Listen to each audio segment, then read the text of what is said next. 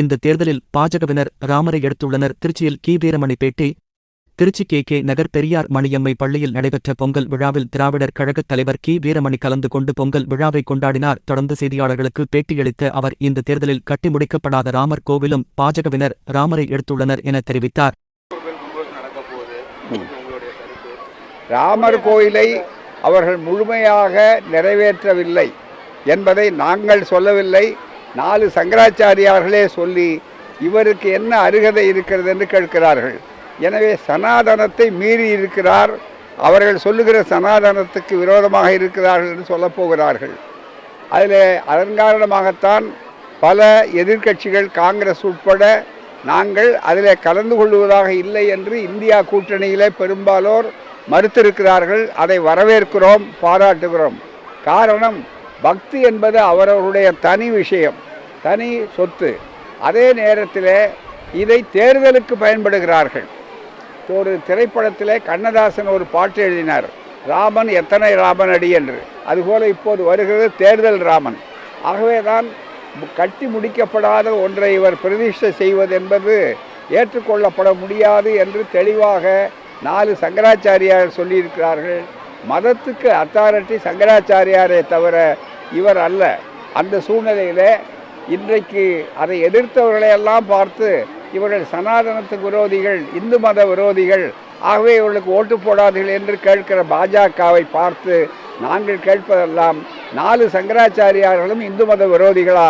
முடிந்தால் நீங்கள் அதை அறிவியுங்கள், இல்லாவிட்டால் மற்றவர்களை பேசுவதை நிறுத்தி கொள்ளுங்கள் என்பதுதான். எனவே நான் இந்த ஆண்டு தேர்தல் ஆண்டாக ஆவதற்கு வேட்பாளராக ராமனையே நிறுத்துகிறார்கள். ராமன் ஒருபோதும் வேட்பாளராக கூடாது. இந்திய கூட்டணி வந்து இந்த ஆண்டிகள் கட்டிய மடம் சொல்லி ஓபிஎஸ் விமர்சனம் செஞ்சிருக்காரு. இந்திய கூட்டணி இருக்குது சார், எல்லாமே வந்து ஆண்டிகள் கட்டிய மடம் அப்படின்னு ஓபிஎஸ் விமர்சனம் செஞ்சிருக்காரு. திருப்பி 3ஆம் முறை மோடி தான் பிரதமர் வரப்போறாரு, அதில் மாட்டு கட்டலன்னு சொல்லியிருக்காரு. உங்களுடைய கருத்து?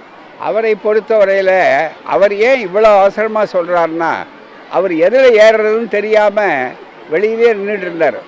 இப்போ கதவு இதில் கொஞ்சம் திறக்குது அப்படின்னு சொல்லக்கூடிய அளவிற்கு வந்த உடனே முதல்ல மற்றவர்கள் ஆண்டிகள் கட்டினார்களா, அரசர்கள் கட்டினார்களா, மக்கள் கட்டினார்களா என்பதை ஓபிஎஸ் ஆராய்ச்சி பண்ணுறதுக்கு முன்னால் அவர் என்ன சொல்கிறாரு, இபிஎஸ் என்ன சொல்கிறாருன்னா, பழனிசாமி இவர் ஜெயிலுக்கு போவாருங்கிறார். அவர் என்ன சொல்கிறாருன்னா, இவர் பன்னீர்செல்வம் என்ன சொல்கிறாருன்னா, அவர் வந்து பழனிசாமி திகார் ஜெயிலுக்கு போவார். ஒவ்வொருத்தரும் ஜெயிலையே முடிவு பண்ணிட்டாங்க, எந்த ஜெயிலுன்னு. இதுவரையில் ஒன்றை ஒப்புக்கொண்டிருக்காங்க. என்னன்னா, கோட்டைக்கு போக மாட்டோம், அது ஸ்டாலின் தான் போவார், ஆகவேனா நாங்கள் கோட்டைக்கு போக மாட்டோம், 2 பேரும் மாறி மாறி ஜெயிலுக்கு போவோம்னு சொல்கிறாரு. எனவே நான் ஜெயிலுக்கு போகிறதுக்கு முன்னால் அவர் மடத்தை பார்க்குறது நல்லது. ஆகவே தான் அவருடைய ஆராய்ச்சி மடத்துக்காவது போகணும்னு நினைக்கிறாரு. அவர் பரிதாபத்துக்குரிய அளவுக்கு அப்படியெல்லாம் புகழ்ந்தாலாவது தனக்கு அந்த கூட்டணியில் இடம் உறுதியாக கிடைக்குமான்னு ஏன்னா அந்த சந்தேகப்படுறாரு. அவர் எங்கே போகிறதுனே தெரியல. ஆண்டிகளுக்காவது மடம் இருக்குது, இவருக்கு அது கூட இல்லை, இடம் இல்லை. அவங்களுக்கு மடம் தேடுறாங்க, இவர் இடம் தேடுறாரு, அவ்வளவுதானே தவிர வேற ஒன்றுமே இல்லை.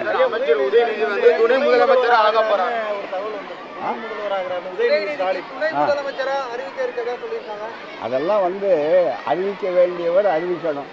அவருக்கு அதுவே தகுதி இருக்கா இல்லையாங்கிறத முடிவு செய்ய வேண்டியது அத்தனையும் முதல்வர்.